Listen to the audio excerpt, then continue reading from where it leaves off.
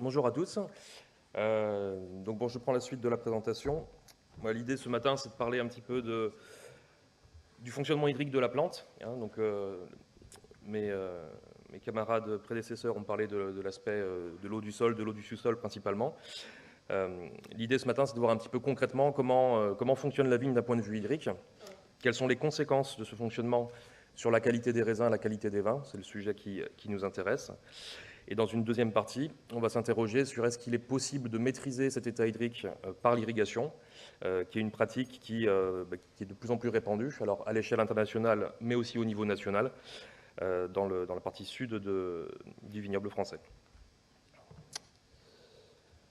Alors, pourquoi l'eau ?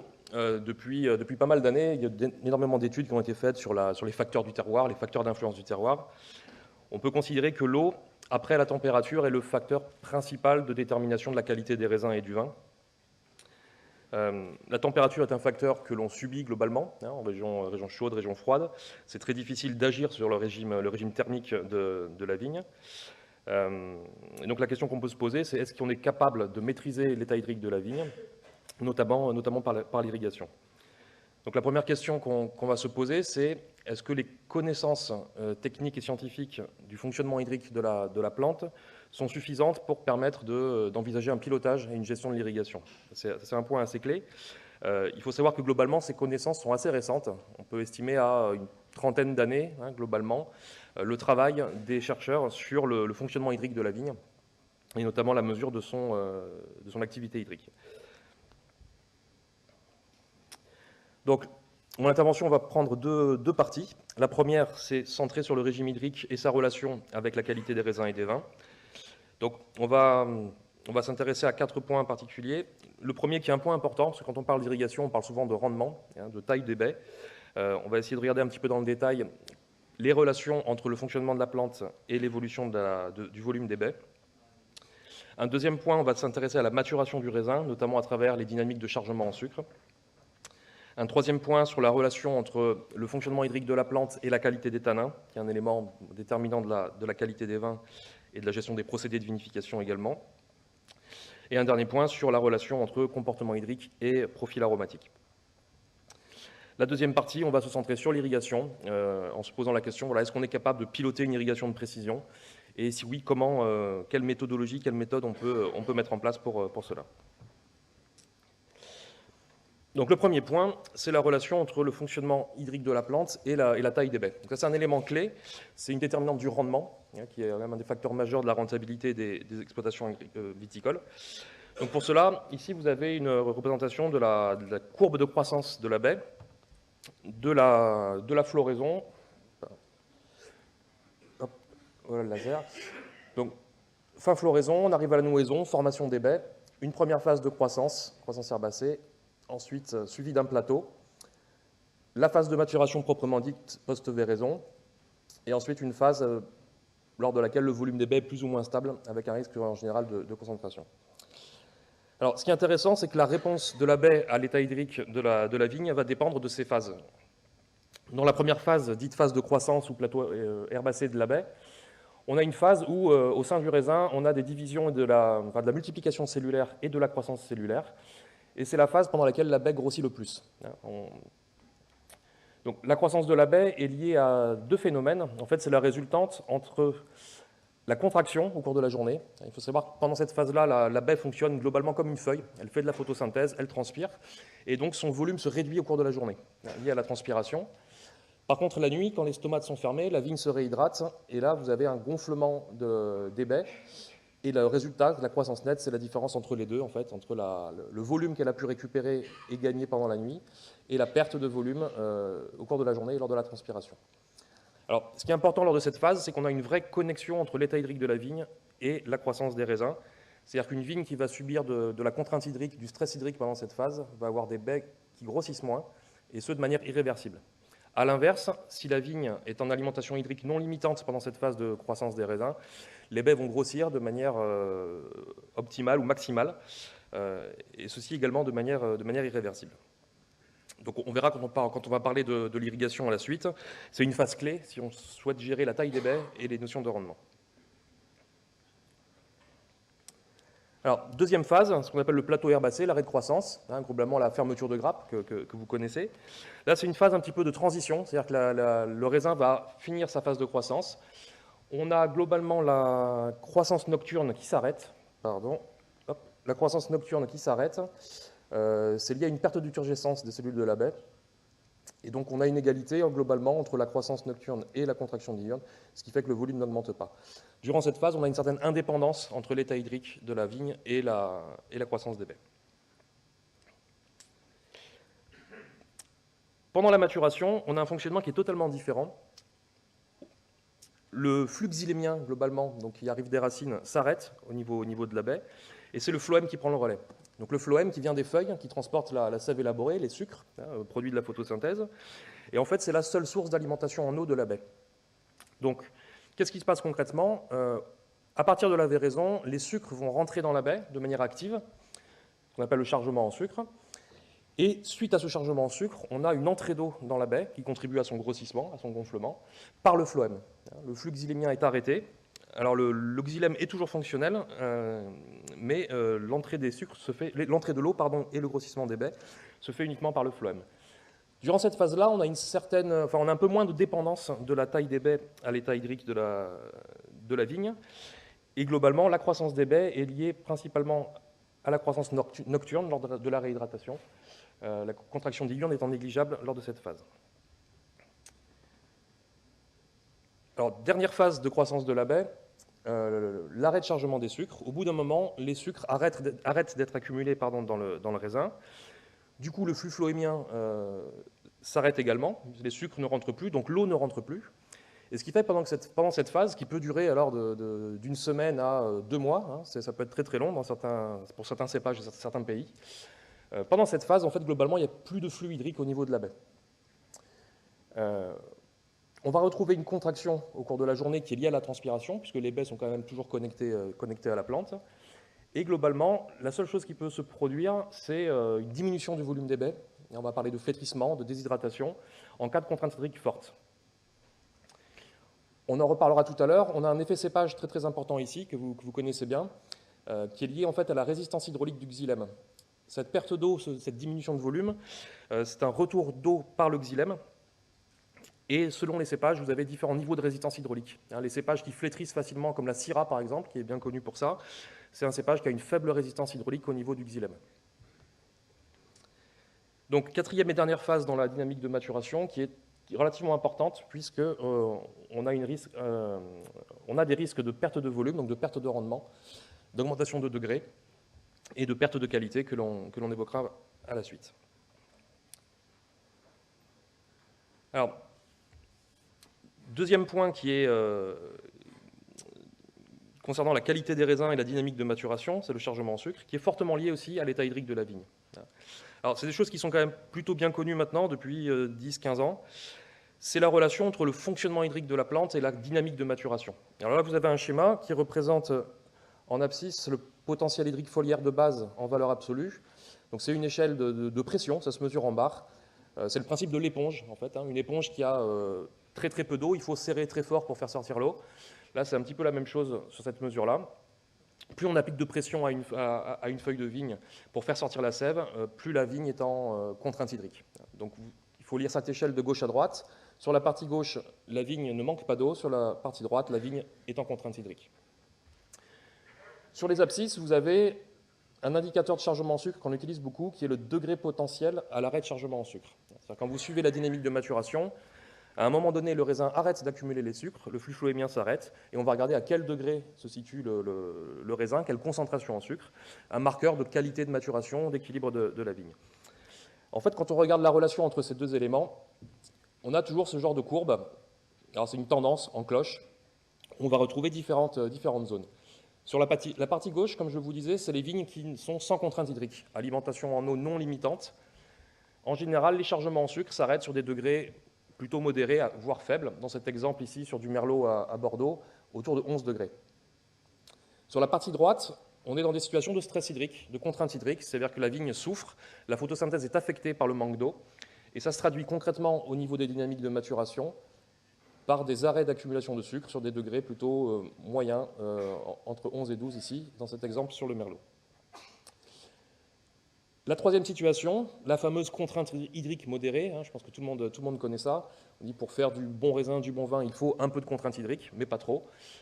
On le matérialise ici. En fait, c'est cette zone, on va dire entre 2 et 5 bars de pression, où la vigne a de l'eau, mais pas en abondance. Elle n'est pas non plus en restriction forte et en situation de stress.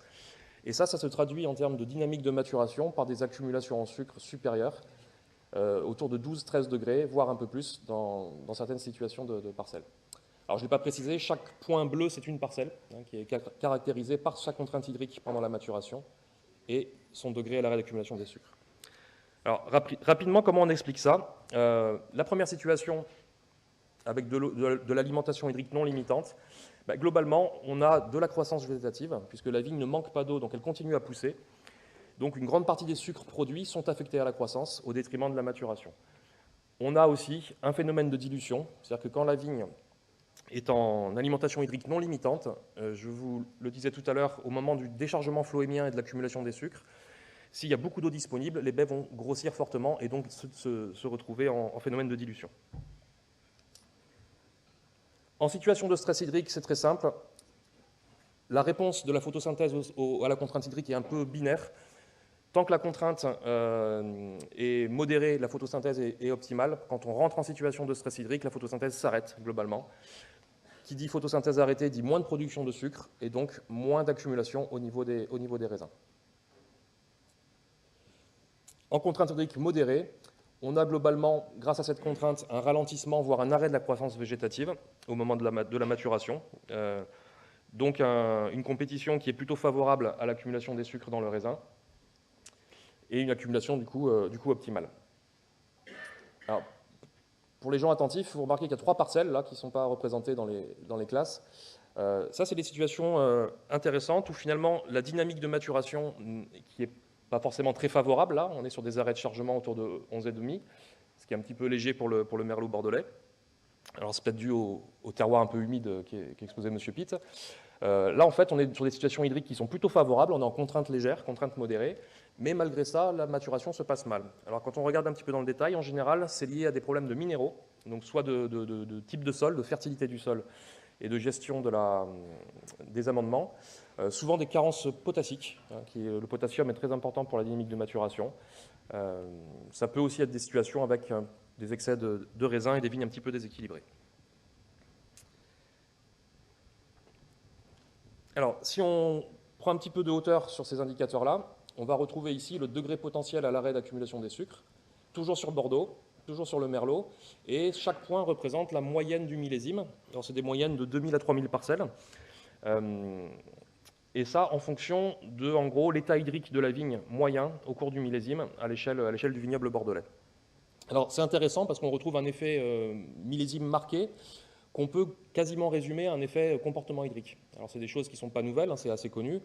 Pas mal de professionnels à Bordeaux disent que les bons millésimes sont les millésimes secs. Alors, le dernier en date est bien placé. On le retrouve ici, en haut. Ça veut dire que les millésimes, globalement, avec une certaine contrainte hydrique au cours de la maturation, présentent des dynamiques de maturation plutôt favorables, avec des arrêts d'accumulation des sucres supérieurs à 12, ce qui est plutôt qualitatif pour le Merlot. A l'inverse, on va retrouver à droite ici les millésimes plutôt humides, plutôt alimentés fortement en eau. Alors 2007 était un bel exemple, plus récemment 2013, si vous vous rappelez, qui en plus d'être tardif était assez humide. Là on voit que les dynamiques d'accumulation des sucres sont fortement affectées, avec en moyenne un arrêt d'accumulation des sucres à 10,8. Donc on a un vrai marqueur là, de maturation du raisin en lien avec le fonctionnement hydrique de la plante. Alors, ce qui ne veut pas dire que les raisins ont été vendangés à 10,8, évidemment, si vous avez suivi. Après l'arrêt d'accumulation des sucres, on a en général un phénomène de concentration par diminution du volume des baies et donc le degré qui augmente. Alors, le lien avec la qualité des vins, même s'il y a beaucoup d'éléments qu'il faudrait prendre en compte, globalement, entre le comportement hydrique, la dynamique d'accumulation des sucres et la qualité des raisins et des vins, on a une certaine relation. Alors, ça vaut ce que ça vaut, ça vient du point.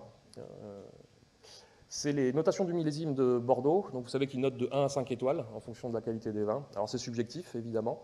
Mais simplement, on retrouve une tendance où les millésimes plutôt humides, avec des problèmes d'accumulation des sucres, ont des notes entre 1 et 2 étoiles, donc plutôt mal notés, alors que les millésimes plutôt bien notés sont des millésimes avec de la contrainte hydrique et des dynamiques de maturation plutôt favorables. Donc on peut faire un petit pronostic. J'ai vérifié il y a 2 jours, les notes ne sont toujours pas sorties pour 2015. Vu les dynamiques de maturation et l'état hydrique, on devrait être à 4 étoiles. On pourra en reparler un peu plus tard. Alors, troisième point, après le chargement en sucre, c'est un petit zoom qu'on souhaitait faire sur la qualité des tanins. C'est un élément décisif de la qualité des vins. Globalement, nous, chez Vivelis, on a l'habitude de caractériser les tanins en trois catégories, 3 types, qui sont une réalité sensorielle et une réalité aussi technologique. Que c'est des tanins qu'on va classer en fonction de leur réactivité, notamment avec l'oxygène. Alors, la première catégorie, ici, en vert, c'est ce qu'on appelle, nous, les tanins réactifs, tanins verts, tanins collants, qui sont souvent des tanins liés à de la sous-maturité. Quand vous croquez une pellicule de raisin pas mûre, on a cette sensation de tanin vert, souvent associée à des notes de végétal au niveau aromatique. Alors, c'est des tanins qui nous intéressent parce qu'ils sont très réactifs avec l'oxygène et ils se bonifient. C'est des tanins qui marchent très très bien en élevage barrique, élevage long, qui réagissent bien à l'oxygène et qui s'assouplissent avec le temps au contact de l'oxygène. Deuxième catégorie, ce qu'on appelle les tanins fermes, tanins durs. En général, ce qu'on considère comme étant les tanins mûrs. Quand on parle de maturité phénolique, quand on déguste une pellicule de raisin et qu'on se dit « Ah, ça y est, les tanins sont mûrs », voilà, c'est ce qu'on appelle, nous, les tanins fermes, tanins durs. Eux sont assez peu réactifs avec l'oxygène. Troisième catégorie, ce qu'on appelle les tanins secs. Alors, tanins asséchants, tanins séchants, tanins poussiéreux, c'est des tanins qui, un petit peu sableux en bouche, là, qui donnent cette sensation granulométrique pas forcément très agréable, qui sont en général associés à la surmaturité, quand on pousse trop loin une récolte, et aussi surtout au stress hydrique. On va reboucler avec le sujet de la matinée. C'est typique des vignes stressées. Les vignes stressées expriment toujours ces tanins dits secs. Alors, d'un point de vue process de vinification et élevage, c'est des tanins qui sont très réactifs avec l'oxygène, et au contact de l'oxygène, ils deviennent encore plus secs. Donc en termes de process, d'élevage, ça va être très impactant, parce qu'à l'inverse des tanins verts et réactifs, eux, il va plutôt falloir les protéger. Alors, le lien avec l'état hydrique, c'est qu'en fait, quand on regarde l'évolution, je parlais de maturité phénolique à l'instant, une vigne en contrainte hydrique modérée a toujours cette évolution de type tannique. On va démarrer sur des tanins réactifs, tanins verts, quand le raisin n'est pas très mûr. Ces tanins réactifs vont progressivement devenir fermes, durs, ou mûrs, entre guillemets, et en surmaturité, on va arriver sur du tanin sec. En fait, cette dynamique d'évolution du type tannique dépend du fonctionnement hydrique de la plante. Des vignes en alimentation hydrique non limitante au cours de la maturation ne vont pas passer par la case tanin mûr. Globalement, on passe du tanin vert directement à un tanin sec. C'est des choses que vous pouvez constater pour les vinificateurs qui dégustent les baies. Un peu avant les vendanges, on va constater que les tanins sont toujours verts, toujours réactifs. On dit, je vais encore attendre les tanins mûrs, et en fait, on ne passe pas par la case mûre, directement, on tombe sur du sec. De la même manière, les vignes qui sont en contrainte hydrique forte, en stress hydrique, la phase tanin réactif est assez courte, dans les quelques jours qui suivent la véraison, et très très rapidement, on va basculer sur du tanin sec, qui est du tanin typique de vigne stressée. Quatrième point, sur le lien stress hydrique, qualité des raisins, c'est la dynamique de maturation, la séquence aromatique de la baie, alors qui commence à être bien connue maintenant. En gros, une parcelle de vigne équilibrée en contrainte hydrique modérée suit globalement cette évolution-là en termes de profil aromatique, de profil vin. On va démarrer sur des notes végétales, ensuite on va passer sur une phase dite fruits frais, avec une expression aromatique intéressante, en général liée au précurseur de thiol. Ensuite sur une phase plutôt neutre, sans expression aromatique variétale, pour arriver sur une phase dite de fruits mûrs, et ensuite de la surmaturité. Alors ce qui est intéressant, c'est que cette dynamique-là, on la retrouve uniquement sur les vignes en contrainte hydrique modérée, plutôt équilibrées, où on va passer sur ces phases-là progressivement. Qu'est-ce qui se passe en alimentation hydrique non limitante, donc sans contrainte hydrique? Bon, en général, on a un peu plus de dilution, il y a la taille des baies, et surtout, après cette phase un petit peu neutre, où on va perdre l'aromatique de type fruits frais, on ne passe pas par la case fruits mûrs également. On tombe dans du dégradé, dans du fruit cuit. Les molécules commencent à être identifiées maintenant, notamment à Bordeaux, la 4-MND, ce genre de choses, des notes de pruneaux, de figues, associées à du végétal sec, le côté foin un petit peu là, voilà. Et surtout ces fameux tanins secs. Donc là, on a une relation très importante entre fonctionnement hydrique de la vigne au cours de la maturation et Qualité des raisins, dynamique de maturation, c'est que voilà, les vignes trop alimentées au niveau hydrique ont une dynamique de maturation qui leur est propre et souvent un petit peu compliquée pour le vinificateur. On n'a pas trop de fenêtres de tir intéressantes sur ces cinétiques-là. Dernière situation, en situation de stress hydrique, de contrainte hydrique forte, en général le végétal est grillé assez tôt et très rapidement on rentre dans des phases de fruits dégradés, fruits cuits, associés à du végétal sec également, et les fameux tanins secs. Très classique, des vignes en contrainte. On n'a pas vraiment d'évolution du profil, si ce n'est sur des maturités un peu poussées, on va avoir des choses très sucrantes, liées à la surmaturité des raisins et la surexposition en général dans ces situations-là. Voilà, donc pour conclure cette première partie, comme je vous disais au cours de l'introduction, globalement, ça fait 10, 15, 20 ans que la relation entre le fonctionnement hydrique de la plante et la qualité des raisins et des vins sont connues. On peut considérer globalement maintenant qu'il n'y a pas de zone d'inconnu. Ces relations-là sont bien étudiées et bien établies dans la plupart des pays viticoles. Et donc la question qui se pose pour cette deuxième partie, et je pense être dans les temps, voilà, 5 minutes, ça va aller, c'est concrètement, est-ce qu'on peut, par l'irrigation, piloter finement l'évolution du régime hydrique de la vigne pour obtenir une bonne dynamique de maturation, une bonne qualité de tanin, une bonne qualité aromatique, et avoir des raisins de qualité et des vins de qualité. Donc l'idée là, c'est de présenter juste un petit peu les méthodes possibles, comment on peut piloter cet état hydrique, avec un premier point qui est d'abord, quand on veut piloter concrètement une parcelle de vigne, il faut définir quelle est l'évolution de l'état hydrique que je souhaite obtenir en fonction de ce que je souhaite faire. Donc ça paraît un peu trivial, mais c'est souvent un point compliqué. On le voit en France notamment, où, un petit peu contrairement à ce qui a été dit, il y a quand même 40 à 50 000 hectares de vignes irriguées en France, et ça augmente fortement chaque année. Alors pourquoi c'est irrigué? Parce qu'on a des situations de stress hydrique qui peuvent être très, très fortes et très marquées, donc des petits rendements avec des raisins de piètre qualité. Donc l'irrigation est vue comme une des solutions pour résoudre ces situations problématiques. Et donc, quand on n'a pas l'expérience de l'irrigation comme les Californiens peuvent l'avoir, ou les Chiliens, ou les Australiens, donc c'est le cas en France, la première question c'est, sur cette parcelle de Syrah, sur cette parcelle de Grenache, quelle est l'évolution idéale que je vais chercher au niveau de l'état hydrique? Donc en fonction du type de vin que je souhaite faire, du niveau de rendement, du cépage bien évidemment, un effet cépage très très fort, les cépages ne sont pas égaux face à l'eau, et tout ça dans un contexte de zone climatique qui est à prendre en compte aussi. Donc quelques éléments par rapport à ça, c'est ce qu'on appelle un peu le parcours hydrique cible, c'est en gros, dans un monde idéal, si je pouvais piloter chaque parcelle au niveau hydrique, quelle est l'évolution du régime hydrique que je souhaiterais avoir sur chacune de mes parcelles. Bon. Alors, il n'y a pas un profil idéal absolu qui vaut pour tous les cépages et l'ensemble des pays viticoles. Donc simplement quelques exemples. Si on prend un Sauvignon blanc par exemple, on va chercher à avoir une expression variétale, donc plutôt de type Piolle. Une proposition de parcours hydrique optimal, entre guillemets, c'est éviter la contrainte au moins jusqu'à fermeture de grappe pour favoriser le développement des baies pendant la phase de croissance herbacée qu'on a vu tout à l'heure. Légère contrainte post-fermeture pour essayer de ralentir la croissance végétative et arriver, après la véraison, à un équilibre viticole qui permet de favoriser la maturation et la synthèse de précurseurs aromatiques, qui sont liés aussi à l'activité chlorophyllienne photosynthétique de la plante. Et ensuite, peu de contraintes sur la fin de maturation pour éviter les flétrissements, garder de la turgescence et maintenir le niveau de rendement. A l'inverse, sur un cépage rouge type Syrah, on va par exemple vouloir chercher de la concentration et des petites baies, donc pour avoir un ratio pellicule-pulpe favorable à la concentration. Donc là, on va rechercher peut-être une contrainte plus précoce, un petit peu supérieure, la Syrah étant un cépage assez plastique qui résiste bien à la contrainte, notamment post-nouaison jusqu'à fermeture de grappe pour réduire la taille des baies de manière irréversible, comme on l'a vu. On va aussi pouvoir limiter la vigueur et obtenir un arrêt de croissance par cette contrainte jusqu'à la véraison.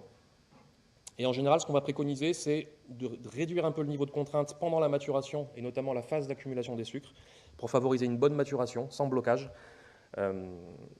Et ensuite, post-arrêt de chargement en sucre, on l'a vu tout à l'heure, la Syrah est un cépage qui est très sensible au flétrissement. Donc là, on va essayer d'avoir très peu de contraintes hydriques au niveau de la plante pour éviter les risques de déshydratation. Troisième et dernier exemple, sur un Cabernet Sauvignon variétal, par exemple, de type fruits frais, on peut, par exemple, éviter la contrainte jusqu'à fermeture chercher un petit pic de contrainte hydrique avant véraison pour freiner la croissance végétative, et encore une fois, favoriser la maturation, et avec, sur la fin de maturation, peu de contraintes pour éviter le flétrissement. Alors, ce sont des exemples, mais c'est pour présenter un petit peu la méthode. C'est quand on veut vraiment piloter une irrigation, il faut être capable, sur chaque parcelle, de dessiner ces parcours-là, qui vont servir de guide et de référence, en disant je vais essayer de me caler sur ce profil-là, sachant qu'en pratique, c'est quasiment impossible. Il y a toujours des périodes où on a un peu trop de contraintes ou pas assez. Le profil idéal est quand même assez rare en pratique. Alors, une fois qu'on a défini ça, on va procéder à ce qu'on appelle, nous, l'étude des contraintes, parce que l'irrigation est perçue comme une solution, mais c'est aussi un ensemble de contraintes assez importantes, notamment selon les pays. Des contraintes qui sont d'ordre réglementaire dans certains cas, alors surtout en Europe et notamment en France. Il y a des pays beaucoup plus libéraux par rapport à l'irrigation. Et en France, la problématique, elle est souvent sur les périodes d'irrigation. En général, à partir du 15 août, l'irrigation est interdite, alors que c'est les périodes où la vigne a quasiment besoin le plus d'eau. Ce qui aboutit des fois à des choses un peu ubuesques où on irrigue énormément sur juillet jusqu'au 15 août parce que la vigne aura besoin d'eau après. Et en fait, on surirrigue à un moment où la vigne n'en a pas forcément trop besoin, et ensuite on ne peut pas irriguer au moment où il en a besoin. Contraintes techniques aussi, donc ça c'est souvent lié au dispositif d'irrigation. Bon, le dispositif le plus répandu, c'est le goutte à goutte, qui permet un contrôle assez précis. Mais la tendance que l'on voit depuis pas mal d'années, c'est que pour réduire les coûts d'installation des réseaux d'irrigation, on a des stations de pompage qui sont sous-dimensionnées et des réseaux d'irrigation, des goutteurs qui sont sous-dimensionnés. Et on peut apporter 1 mm par jour, 1,5 mm, 2 mm, ce qui est très très peu pour piloter une irrigation. Donc ça fait partie des contraintes à prendre en compte dans la mise en place de l'irrigation. Contraintes climatiques également. On n'irrigue pas de la même manière quand il fait 45 degrés l'été en Andalousie ou au nord de la Provence où on a des températures peut-être plus douces, un peu plus d'humidité. Donc ça, c'est à prendre en compte également. Dernier point, et ça rejoindra un petit peu ce qui a été évoqué tout à l'heure par mon collègue, les contraintes agronomiques liées au sol. En fonction du type de sol, on ne va pas irriguer de la même manière un sol argileux de la même manière qu'un sol sableux, par exemple. Donc dans la gestion des apports d'eau, des quantités apportées à chaque irrigation, la notion de sol et d'enracinement est très très importante. Une vigne à enracinement superficiel ne sera pas irriguée de la même manière qu'une vigne à enracinement profond, par exemple. Donc une fois qu'on a balayé un peu l'ensemble de ces points, on va trouver un compromis et un choix stratégique. Alors, je termine rapidement. Globalement, 2 grandes stratégies d'irrigation. Une stratégie dite corrective et une stratégie dite anticipative. La corrective, c'est la plus intuitive, la plus simple à comprendre, pas forcément la plus facile à mettre en œuvre. L'idée de la corrective, c'est de dire, tant que je suis sur mon profil de référence d'évolution d'état hydrique, je n'irrigue pas. Et quand la contrainte devient supérieure à ce que je souhaitais obtenir, là, je vais faire un apport d'eau.